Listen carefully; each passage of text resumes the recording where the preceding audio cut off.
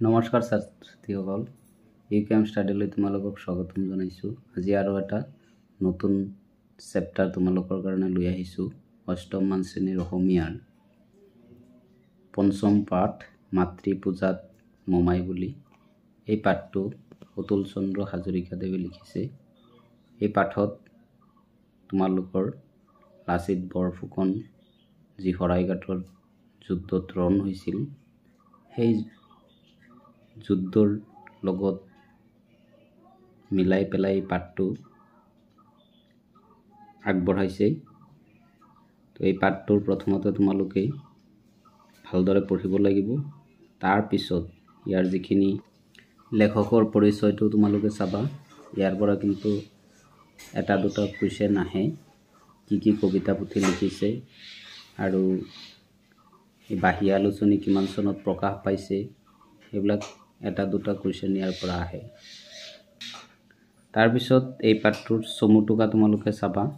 শৰাইঘাটৰ যুদ্ধ আছে, লাচিত বৰফুকন আছে, এই দুটা চমু টোকা তোমালোকে চাবা।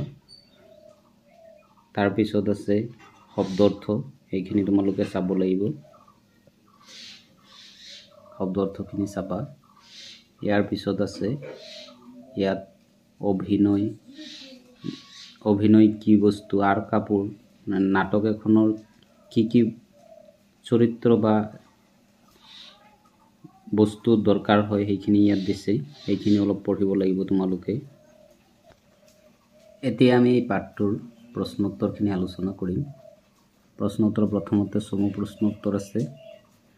লাচিত বৰফুকন কোন আছিল? লাচিত বৰফুকন আহোমৰ সেনাপতি আছিল। গড় নিৰ্মাণৰ কাম চাবলৈ আহি লাচিত বৰফুকনে কৰ্মীসকলক কি অৱস্থাত দেখিছিল? গড় নিৰ্মাণৰ কাম চাবলৈ আহি লাচিত বৰফুকনে দেখিছিল কৰ্মীসকল অতি ক্লান্ত শ্ৰান্ত হৈ বাগৰত টোপনি গৈছে। গড় নিৰ্মাণৰ দায়িত্বভাৰ লাচিত বৰফুকনে কাৰ ওপৰত দিছিল? গড় নিৰ্মাণৰ দায়িত্বভাৰ লাচিত বৰফুকনে মোমায়েকৰ ওপৰত দিছিল। মোগলৰ সেনাপতি ৰাজপুত বীৰ, এই ৰাজপুত বীৰজন কোন আছিল? ৰাজপুত বীৰজন আছিল ৰামসিংহ। মোমায়েকক হত্যা কৰাৰ পিছত কৰ্মীসকলে কি কৰিছিল? মোমায়েকক হত্যা কৰাৰ পিছত কৰ্মীসকল ভয়তে টোপনিৰ পৰা উঠি নতুন উদ্যমেৰে গড় নিৰ্মাণৰ কামত লাগি গৈছিল।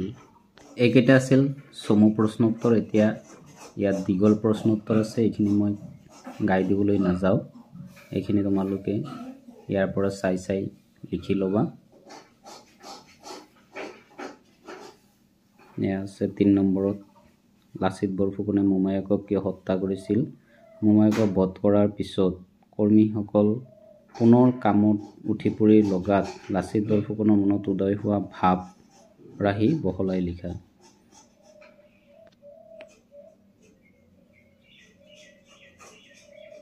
চাৰি নম্বৰত আছে শৰাইঘাটৰ ৰণ কেতিয়া আৰু কাৰ মাজত হৈছিল? এইটো বহুত ইম্পৰ্টেণ্ট প্ৰশ্ন, এইটো তোমালোকে ভালদৰে পঢ়িবা। ইয়াৰ পিছত ৫ নম্বৰত আছে ব্যাখ্যা।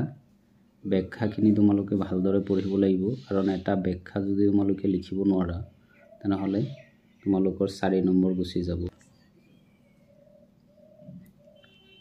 আৰু খ নম্বৰ ব্যাখ্যাটো হ'ল পূজনীয় তুমি কিন্তু তাকো কৰি শতগুণে পূজনীয় মাতৃভূমি চেনেহিয়া। এইটো বহুত ইম্পৰ্টেণ্ট হয়, এইটো পৰীক্ষাত আহি থাকে, এইটো তোমালোকে ভালদৰে চাবা।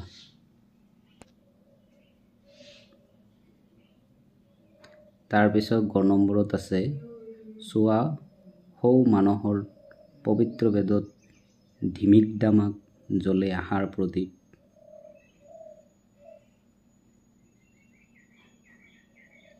এই পাঠটো সহজ আছে, তোমালোকে অলপ ভালদৰে পঢ়িলেই পাৰি যাবা।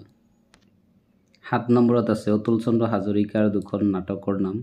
এইটো প্ৰশ্ন পৰীক্ষাত আহি থাকে, নন্দ দুলাল আৰু কুৰুক্ষেত্ৰ। আৰু বহুতকেইটা আছে তাত, ইয়াত দুটা লিখা হৈছে। ৮ নম্বৰত আছে চমু টোকা। তোমালোকক মই প্ৰথমতেই কৈছিলোঁ ইয়াৰ পৰা চমু টোকা আহে, গতিকে এই চমু টোকাকেইটা তোমালোকে ভালদৰে চাবা। ইয়াৰ পৰা এটা কিন্তু আহিবই, ৰামসিংহ, লাচিত বৰফুকন, শৰাইঘাটৰ যুদ্ধ।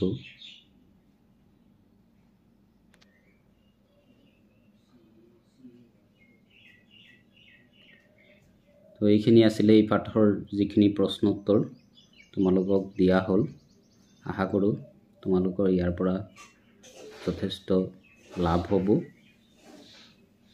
আজিৰ ভিডিঅ'টো যদি তোমালোকৰ ভাল লাগে তোমালোকৰ বন্ধুবৰ্গক শ্বেয়াৰ কৰি দিবা আৰু যিসকল মোৰ চেনেললৈ নতুনকৈ আহিছা মোৰ চেনেলটো ছাবস্ক্ৰাইব কৰি দিবা।